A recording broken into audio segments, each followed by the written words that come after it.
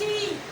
প্রথম থেকে ওর প্রচন্ড অসুবিধা হচ্ছিল, আর যা অবস্থায় ছিল পুরো পাগলামি করতে শুরু করতো। এখন পুরো চেঞ্জ হয়ে গেছে বাবা, আমাদের আশীর্বাদে ওর আর কোনো অসুবিধা হবে না। প্রতিদিন যায় মা।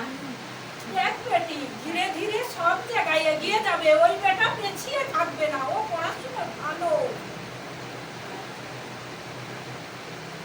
আর ও সুস্থ হয়ে গেছে এবং আজকে দীক্ষা নিয়ে যাবি। এরপরে এসে কিন্তু ভালো করে মায়ের কাছে পুজো দিয়ে যাবি।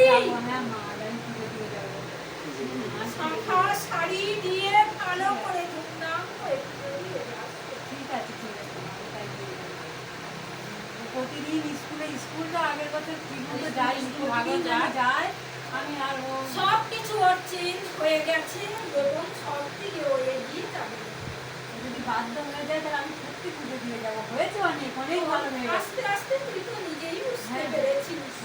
তো বাস্তুতে অনেক দোষ ছিল বেটি, সব দিক দিয়ে তোরা মঙ্গল পেয়েছিস। আমি পুজো দিয়ে যাবো। আর শাখা শাড়ি দিয়ে কোনো ভয় করতে হবে না, ওর চিন্তা নেই।